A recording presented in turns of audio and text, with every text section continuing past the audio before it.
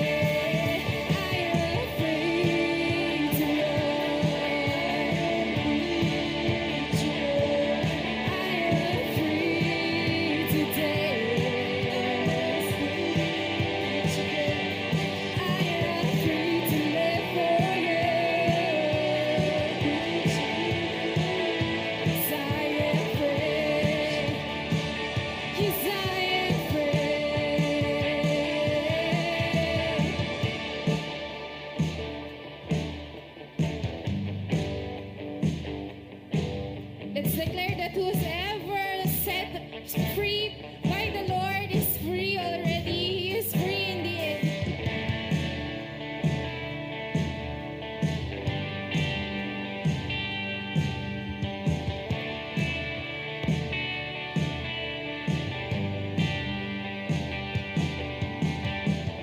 Who the Son sets free is free indeed. Who the Son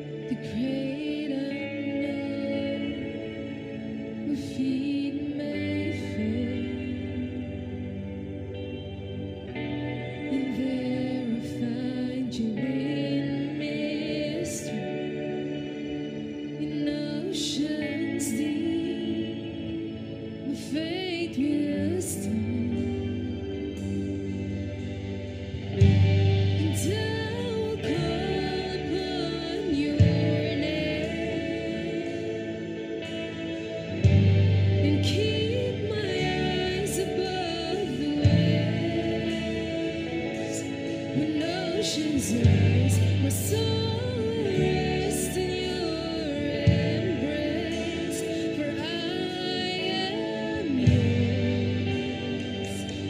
You are mine.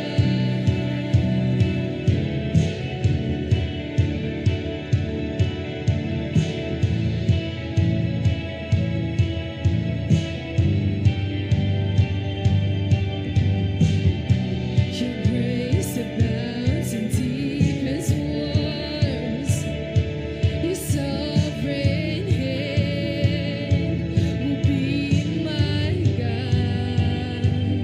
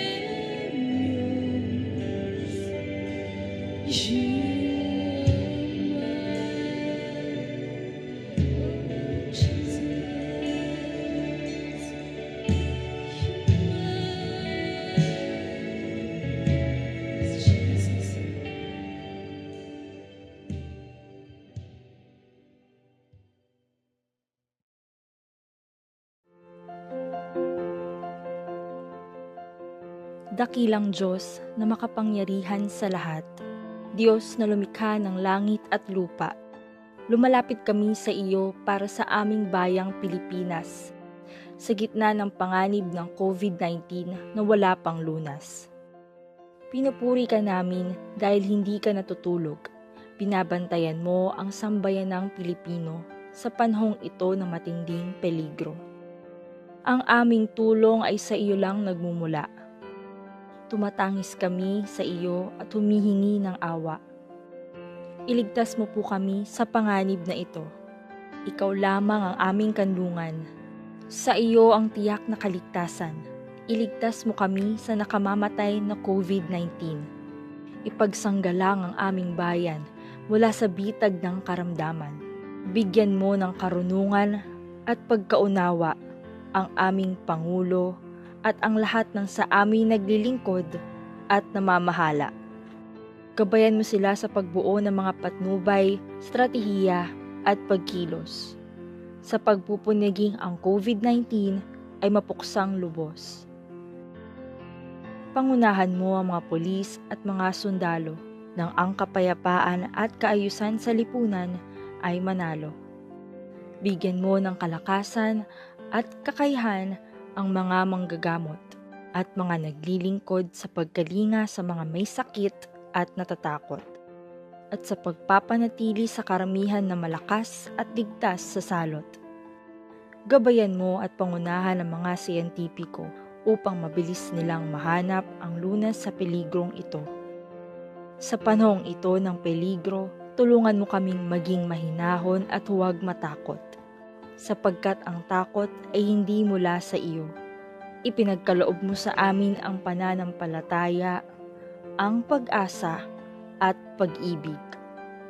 Binigyan mo kami ng wastong pag-iisip at kakayahang kumilos ng maayos. Ayon sa iyong banal na salita, binibigyan mo ng lubos na kapayapaan ang mga taong sa iyo'y tumatalima at nagtitiwala. Panalangin namin sa gitna nitong pandemic ng COVID-19, pagkaisahin mo sa iyong pag-ibig ang sambayanang Pilipino. Buklurin mo kami sa kapayapaang sa iyo lamang nagmumula. Ipagkaloob mo sa amin ang tunay na pag-asa. Pagalingin mo nawa ang hidwaan sa aming bayan at igawad mo sa amin ang iyong biyaya at kalakasan. Ito'y aming dalangin ng may lubos na pagtitiwala kay Hesukristo na ating Panginoon na tagapagligtas. Amen.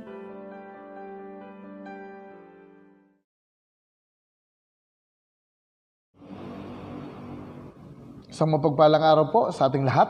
Samahan niyo po ako po. Buksan natin ang ating dalang Biblia sa aklat po ng Efeso. Efeso 1:15 hanggang 20. Efeso 1:15 hanggang 20. Ito po ang sinasabi ng salita ng ating Panginoon. Kaya nga, mula nang mabalitaan ko ang tungkol sa inyong pananalig sa Panginoong Hesukristo at ang inyong pag-ibig sa lahat ng kanyang mga banal, walang tigil kong pinasasalamatan ang Diyos para sa inyo. Hindi ko nakalimutang ipinalangin kayo. Dinadalangin ko sa Diyos na ang Panginoong Hesukristo, ang maluwalhating Ama, na pagkalooban kayo ng Espiritu ng karunungan at pagpapahayag tungkol sa Diyos upang lubos ninyo siyang makilala. Naway liwanagan ng Diyos ang inyong mga puso upang malaman ninyo ang pag-asa na para doon ay tinawag niya kayo. Kung ganoon o gaano kasagana ang pagpapalang inilaan niya para sa kanyang mga banal. At kung ano ang di masukat niyang kapangyarihan na kumikilo sa atin na mga nananalig sa Kanya. Ang dakilang kapangyarihang ding iyon ang muling bubuhay kay Kristo at nagupo sa Kanya sa kanan ng Diyos sa kalangitan. Pinagpala po ng Panginoon ang pagkabasa ng Kanyang mga salita. Tayo saglit na manalangin. Aming Ama, aming Diyos sa mga kapangyarihan, kami nagpupurit at nagpapasalamat sa umagang ito.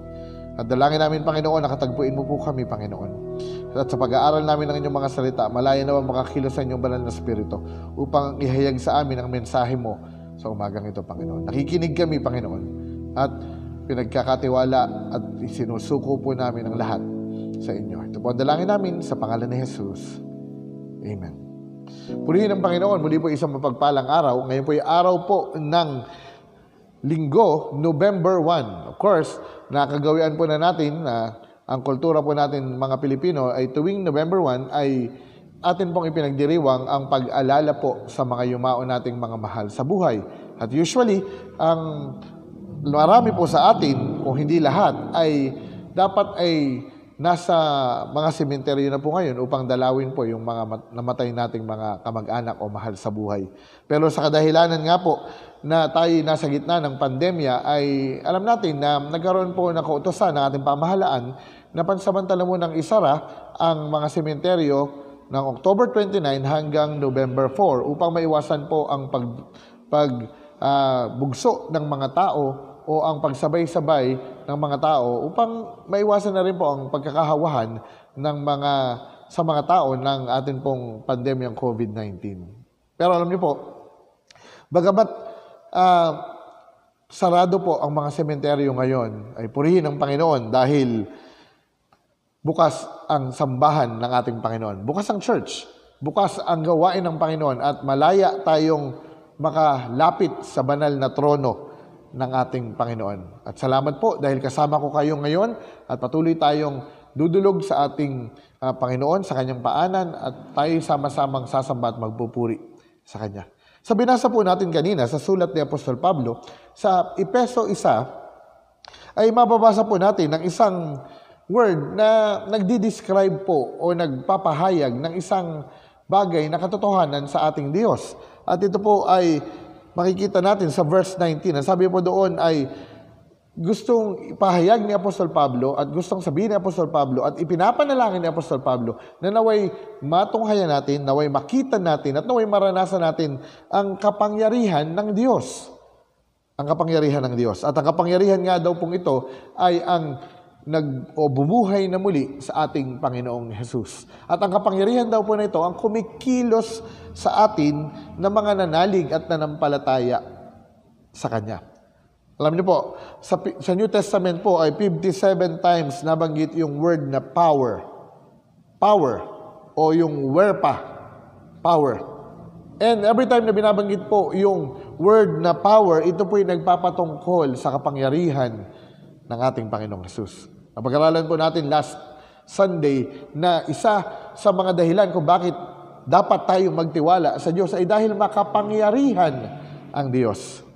At ang totoo, dahil makapangyarihan ang Diyos, talagang pwede natin siyang pagkatiwalaan ng ating mga buhay at ang lahat-lahat sa Kanya. Kaya nga sabi ng Apostol Pablo sa Pilipos 3:10, ang hangarin ko ay ngayon ay lubusang makilala si Kristo at maranasan ang kapangyarihan ng Kanyang muling pagkabuhay. At ito din po yung Kanyang mensahe sa mga kapatid natin sa Efeso nung sinabi niyang gusto kong at ipinapanalangin ko na maranasan ninyo ang kapangyarihan ng Diyos. Ngunit hindi lamang po kapangyarihan ng Diyos, kundi kapangyarihan ng buhay na Diyos. Bagamat po ngayon ay araw ng mga patay, at sineselebrate natin at gusto nating alalahanin yung ating mga namatay na mga mahal sa buhay, ay gusto ko pong i-share at sabihin sa inyo na maliban sa pagdiriwang natin ng araw ng mga matay, napakagandang ipagdiwang din po natin ngayong araw na ito. Ipagdiwang natin ang araw ng ating buhay na Diyos na makapangyarihan. Buhay ang ating Panginoon, kapatid. Kaya dapat natin itong ipagdiwang at ipagsigawan. Buhay ang ating Diyos. Sabi ng awit 18:46, buhay si Yahweh, Diyos kong tagapagligtas, matibay kong muog, purihin ang lahat, ang Kanyang dakila o kadakila ay ipahayag. Sabi ng Jeremiah chapter 10, verse 10, tunay ikaw, Yahweh, ang tunay na Diyos. Ikaw ang Diyos na buhay, ang haring walang hanggan. Nayayanig ang daigdig kapag ikaw ay nagagalit at walang bansang makatatagal sa tindi ng iyong puot. Purihin ang Panginoon dahil ang Diyos natin ay buhay. At dahil siya ay buhay, kumikilos ang Kanyang kapangyarihan sa buhay natin na mga nagtitiwala at nananampalataya sa Kanya. Gusto ko pong ipakita sa inyo ang tatlong pagkilos ng Panginoon sa buhay natin o yung kapangyarihan na nararanasan natin dahil siya ay buhay at nananatiling buhay. Tatlong bagay po ito. Una, dahil ang Diyos natin ay buhay, siya po ay may kapangyarihan para patawarin ang ating mga pagkakasala. Because God is alive, He has the power to forgive our sins. Awit 86:5, tunay napakabuting niyo at mapagpatawad at puno ng pag-ibig sa lahat ng tumatawag sa inyo. Romans 8:1, ngayon nga'y wala ng kahatulan sa mga na kay Kristo. Now, therefore, there is no condemnation to those who are in Christ Jesus. Dahil ang Diyos ay buhay at ang kanyang kapangyarihan ay nagbibigay ng kapatawaran sa ating mga kasalanan. At hindi lang po kapatawaran, kung hindi po, ang sabi po sa English, yung pardon, pagpapawalang sala. Ibig sabihin po, ano man yung nagawa natin, ano man mga pagsalansang ang nagawa natin ang nakaraan sa ating Diyos o pagtalikod sa Kanya, ito'y pinawalang sala na ng Diyos. Kaya ngayon tayo, sa pagsuko natin ang buhay natin sa Kanya at sa pagkamatay ni Jesus sa krus ng Kalbaryo, ay tumanggap ng dalawang bagay. Ano po ang dalawang bagay na ito? Ito yung bagay na nagpapatungkol sa nakaraan at ito yung bagay na nagpapatungkol sa hinaharap. Ang dalawang bagay na po na ito sa English is grace and mercy. Nang tayo pinatawad ng ating Panginoon, tumanggap po tayo ng dalawang bagay, ang habag at ang biyaya. Grace and mercy. At ano po ba ito? Ang mercy po, sa Tagalog, ito po ay habag. Mercy. Ano po bang ibig sabihin ng habag? Ang habag ay hindi ibinigay ang karapat-dapat na tanggapin. Dahil sa habag ng Diyos po sa atin, ay hindi niya ibinigay yung karapat-dapat na tanggapin nating kaparusahan sa ating mga pagkakasala at pagtalikod sa Kanya. At ano po yun? Romans 6:23, ang sabi po doon, sapagkat ang kabayaran ng kasalanan ay kamatayan. Ngunit dahil sa pag-ibig ng Diyos at sa Kanyang kapangyarihan at pagmamahal sa atin, ay hindi niya po ibinigay yung karapat-dapat na tanggapin natin. Kundi, ito po'y binaliwala ng Panginoon, kinalimutan ng Panginoon at isinantabi ng Panginoon. Kaya tayo po'y tumanggap ng habag. At sa kagandahan loob ng Panginoon, hindi lamang po habag at pagpapatawad ang ibinigay ng Diyos sa atin, kundi kasama po ng habag at pagpapatawad na ibinigay ng Panginoon ay ang biyaya o ang grace. Ano po ang biyaya? Kung ang habag ay hindi ibinigay ng Diyos, ang karapat-dapat nating tanggapin. Ang biyaya naman po ay ibinigay ng Diyos ang hindi karapat-dapat nating tanggapin. Ano pong ibig sabihin ito? Kung ang karapat-dapat nating tanggapin dahil sa ating kasalanan ay kamatayan, ngunit dahil sa kanyang habag, hindi ibinigay ang kamatayan, ibinigay naman po sa atin ang kapatawaran na hindi dapat natin tanggapin dahil sa kanyang biyaya. At hindi lamang po kapatawaran na kanyang ibinigay, kung hindi po buhay na walang hanggan kasama ng mga biyaya ng Panginoon at kanyang pagpapatawad. Purihin ang Panginoon. Dahil sa kanyang kapangyarihang magpatawad sa ating mga pagkakasala, naranasan natin ang kanyang habag at ang kanyang biyaya. Tayo kanyang pinatawad at binigyan ng buhay na walang hanggan. John chapter 3 verse 17, sinugo ng Diyos ang kanyang anak hindi upang hatulan at maparusahan ang mga tao, tayo, kundi upang iligtas ang mga ito sa pamamagitan niya. Purihin ang Panginoon. Dahil napako na sa krus ang ating mga kasalanan kasama ng ating Panginoong Jesus. Kapangyarihan upang mapatawad ang ating mga pagkakasala. Kapatid, kung isinuko mo na ang buhay mo sa Panginoon, pinalaya ka na ng Panginoon sa anumang kaparusahan ng kasalanan at binigyan ng buhay na walang hanggan. Jeremiah chapter 31 verse 34, sapagkat papatawarin ko sila sa kanilang mga kasalanan at lilimutin ko ang kanilang mga kasamaan. Purihin ang Panginoon. Purihin ang Panginoon dahil siya'y buhay, at dahil siya'y buhay, meron siyang kapangyarihan upang patawarin ang ating mga pagkakasala. Pangalawang bagay, dahil buhay ang Diyos, siya'y may kapangyarihan para mabigyan ng pagtatagumpay anuman ang ating mga problema. Kapangyarihan para mapagtagumpayan natin ang ating mga problema. Ano po ang tanong? May problema ka bang pinagdadaanan ngayon, kapatid? Of course, ang tatanong po natin, sino bang walang problema? Dahil ang katotohanan, lahat tayo'y dumadaan sa problema. Ito'y part ng buhay. Ito'y katotohanan ng buhay. Ang tanong, paano tayo tutulungan ng Diyos na mapagtagumpayan ang mga problema natin? May tatlong bagay po kung paano tayo tinutulungan ng Panginoon dahil sa Kanyang kapangyarihan at dahil siya'y buhay para mapagtagumpayan ang mga problema. Number one, sa panahon ng problema, tayo'y sinasamahan ng Diyos. Isa sa mga pangako ng Panginoon na pwede natin panghawakan ay ang pangako hindi niya tayo iiwanan ni pababayaan man. Deuteronomy chapter 31 verse 8, pangungunahan ka ng Panginoon at sasamahan ka niya, hindi ka niya iiwan ni pababayaan man. Kaya huwag kang matakot ni panghinaan ng loob. Matthew chapter 28 verse 20, turuan niyo silang sumunod sa lahat ng iniuutos ko sa inyo at tandaan ninyo, lagi ninyo akong kasama hanggang sa katapusan ng mundo. Kapatid, sa panahon ng problema at sa lahat ng panahon, lagi nating maaasahan nandiyan ang Panginoon, kasama natin at hindi niya tayo iiwanan at pababayaan man. Pangalawa, tinutulungan tayo ng Panginoon upang mapagtagumpayan natin ang ating mga problema sa paraan na ipinapaalala niya sa atin na ang lahat ng pangyayari sa buhay natin ay ayon sa plano ng Panginoon. Or may magandang plano ang Diyos sa anumang bagay na pinagdadaanan po natin. Alam po natin ang mga verses ito na nagpapaliwanag na anuman o gaano man ang tingin natin sa pinagdadaanan po natin, ito'y hindi lingid sa ating Panginoon at ito'y may plano para sa ating ikabubuti. Jeremiah chapter 29 verse 11, alam ko kung paano tutuparin ang mga plano ko para sa ikabubuti ninyo at hindi sa kasamaan ninyo. Ang plano para bigyan kayo ng pag-asa na magkaroon kayo ng mabuting bukas. Romans 8:28, alam natin na sa lahat ng bagay gumagawa ang Diyos para sa ikabubuti ng mga umiibig sa Kanya, na sa Kanya ay tinawag ayon sa layunin. Purihin ang Panginoon.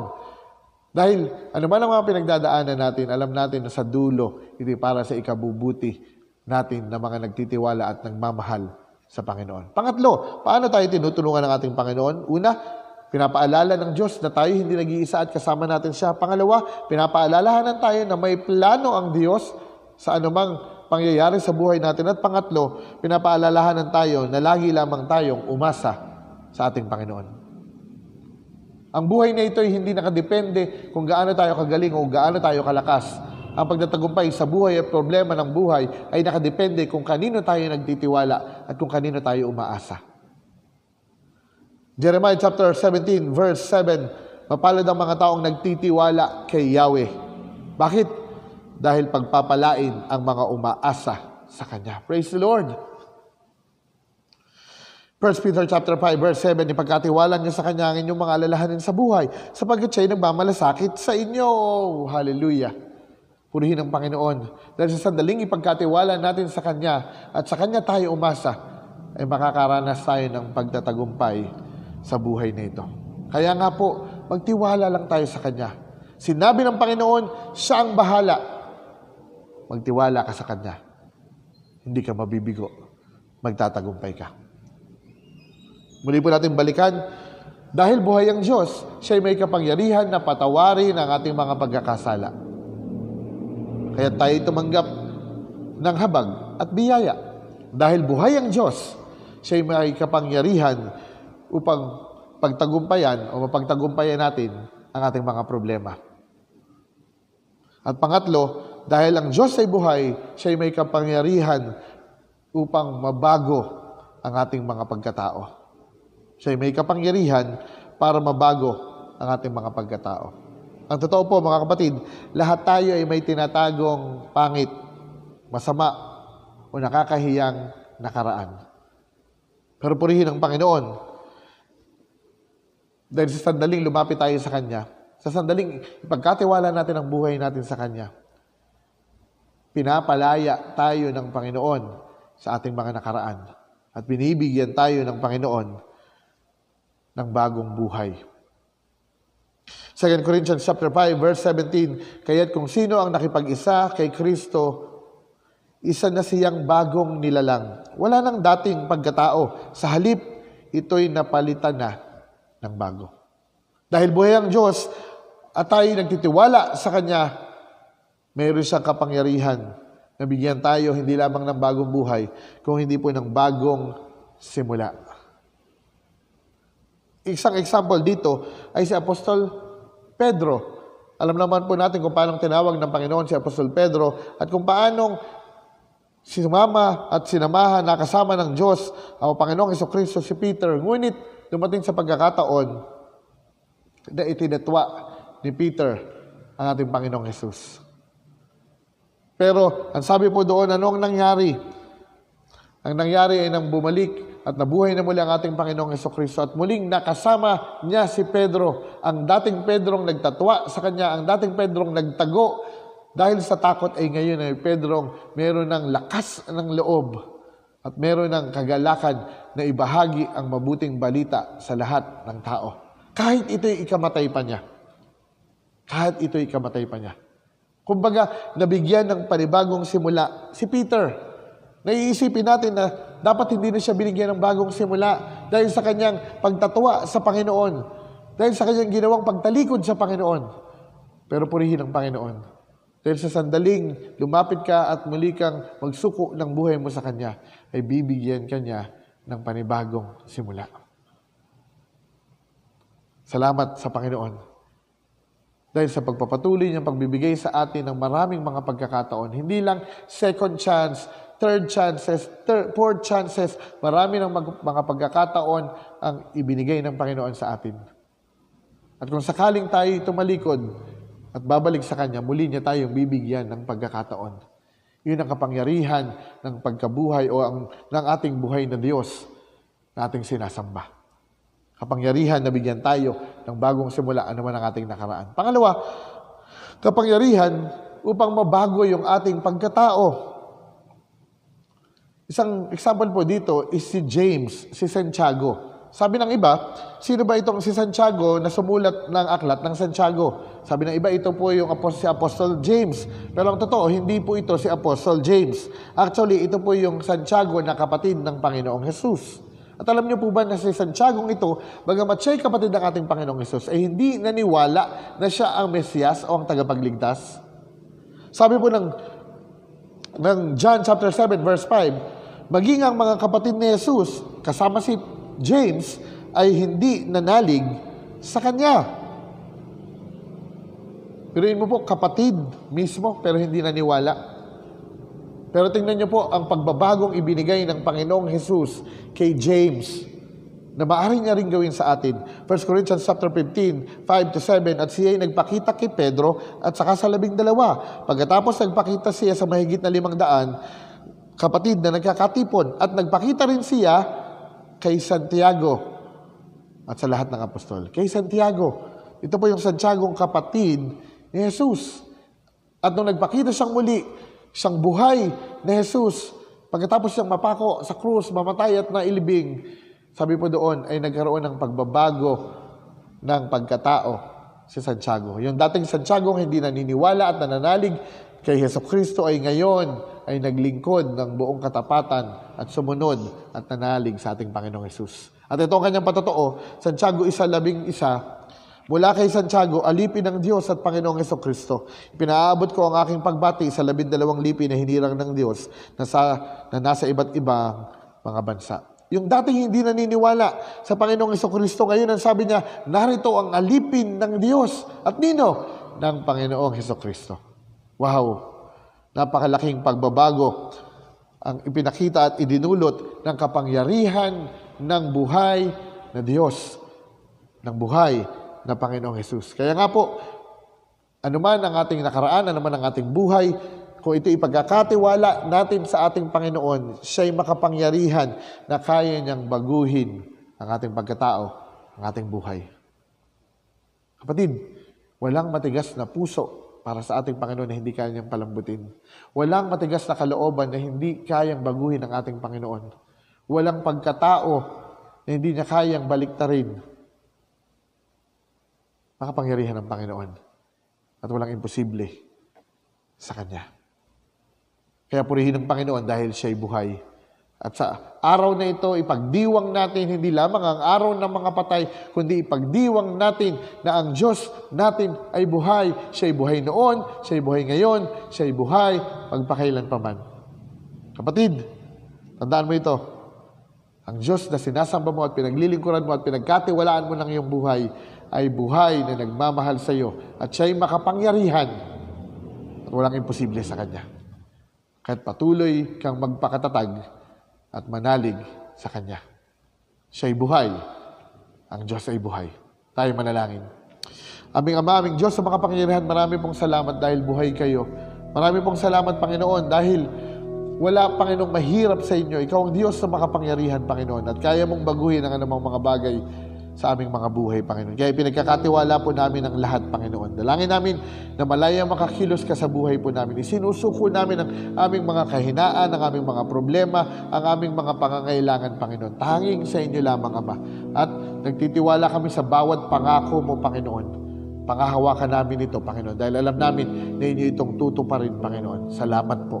Salamat po at muli ang papuri at pagsamba ay sa inyo po namin ibinabalik sa matamis na pangalan ng aming Panginoong Jesucristo na aming tagapagligtas. Amen.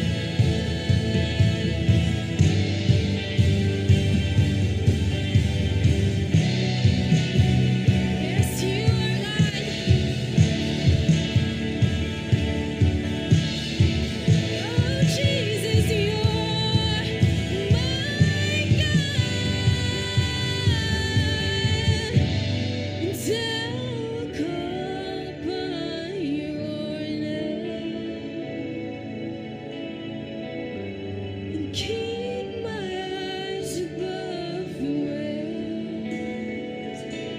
When oceans rise, my soul will rest in your embrace. For I am yours. You are mine. Jesus.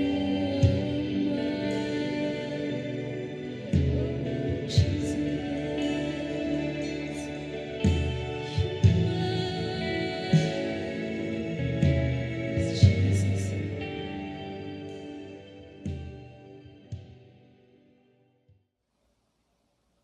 Sa mapagpalang araw po muli, ngayon po idarako po tayo sa isa pang mahalagang part ng ating pong pagsamba at ito po ay ang pag-alala sa banal na hapunan na iniutos po ng ating Panginoon.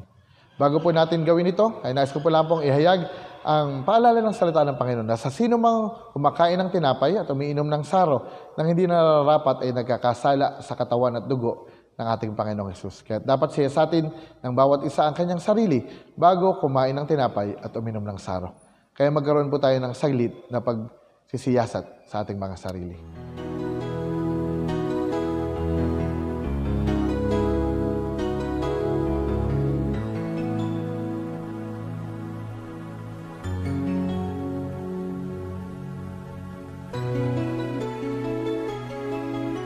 Ito ang tinapay ng buhay, kanin mo, pakibahagi.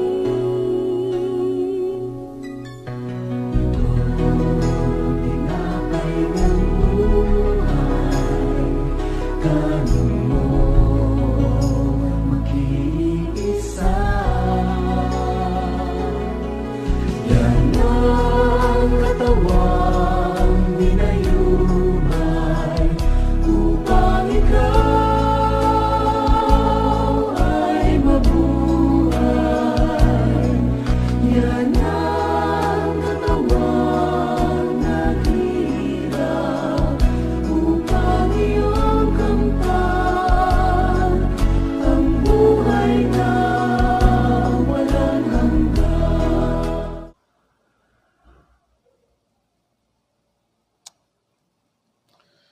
Amen.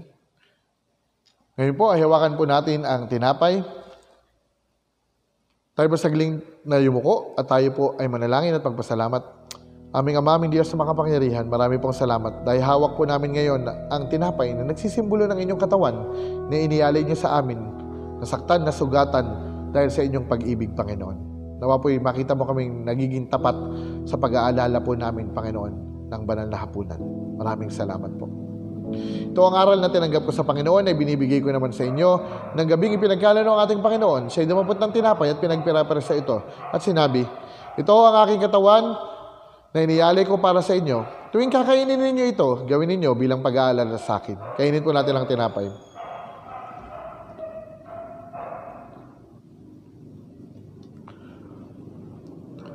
Yan naman po, hawakan po natin ang saro. Muli tayong yumuko at tayo po'y magpasalamat. Aming Ama, aming Diyos sa makapangyarihan, hawak po namin ngayon ang saro na nagsisimula ng inyong dugo, dumanak sa inyong katawan, na naglilinis ng aming mga kasalanan, Panginoon. Lord, marami pong salamat dahil sa kapatawaran na ipinagkatiwala niyo po sa amin. Salamat po, Panginoon, dahil meron kaming katiyakan na patuloy, Panginoon, ang inyong pagpapatawad sa bawat isa sa amin. Salamat po sa inyong pag-ibig. Sa pangalan ni Jesus. Hawakan po natin ang saro matapos maghapunan ay hinawakan niya ang saro at sinabi, ito ang saro ng bagong tipan na pinagtibay ng aking dugo. Tuwing inumin niyo ito, inumin ninyo bilang pag-aalala sa akin. Inumin po natin ang saro. Tayo po manalangin. Aming Ama, aming Diyos makapangyarihan. Sa pag-aalala po namin ng banal na hapunan, muling napaalalahanan kami ng inyong pag-ibig. At kung paanong dahil sa inyong pag-ibig ay binigay ninyo ang inyong bugtong na anak, ang aming Panginoong Hesus, upang mamatay sa krus ng Kalbaryo. Nawa po, Panginoon, mapaalalahanan din po kami ng pagkatawag mo sa amin, Panginoon, at ng mahalagang mensahe na ipinababahagi mo sa amin sa mundong ito, Panginoon. Ito ang inyong pag-ibig at ito, Panginoon, ang mensahe ng pagliligtas. Nawa po, matagpuan mo kaming nagtatapat. May pandemya man o mawala, may problema man o wala, ay patuloy naming ihayag ang inyong kabutihan at ang mensahe ng pagliligtas ng aming Panginoong Hesus sa lahat ng tao sa mundong ito. Marami pong salamat. Pagpalain mo po ang bawat isa. Purihin kayo ngayon at magpakailanpaman. Ito po ang dalangin namin sa pangalan ni Jesus. Amen. Tanggapin mo natin ang pagpapala ng ating Panginoon. Tanggapin ninyo ang pagpapala at biyaya at habag ng ating Panginoon. At ibalik natin sa Kanyang pinakamataas na papuri, pagsamba, pagluwalhati, noon, ngayon at magpakailanpaman, sa pangalan ng Ama, ng Anak at ng Banal na Espiritu. Amen. Amen. Muli po, isang mapagpalang araw po sa ating lahat. Huwag po natin kalimutan ang ating mga gawain. Nagpapatuloy po ang ating daily devotional guide araw-araw sa ating pong Facebook account, Zion Christian Fellowship, Hagunoy. And then, ang ating pong pag-aaral ng salita ng Panginoon tuwing Friday po, ang pagbubulay sa pangunguna po ni Pastor Chito Tomada, 10:30 po ng Biyernes. Huwag po natin kalimutan. And of course, ang ating pong worship service, ang ating pong on-site worship service ay 8:30 to 9:30, ang ating pong first service. At second service naman po natin ay 10 a.m. to 11 a.m. At ang online worship celebration po natin na nagpapatuloy, 10 a.m. po ng umaga every Sunday sa ating pong Facebook account, Zion Christian Fellowship, at ang ating pong YouTube account, Zion Christian Fellowship, Hagunoy. Huwag po natin itong kalimutan. Tayo po ay mag-subscribe, tayo po ay mag-comment, tayo po ay mag-like. At patuloy po na pagpalain tayo ng Panginoon. Isang mapagpalang araw po sa ating lahat. Keep safe and God bless everyone.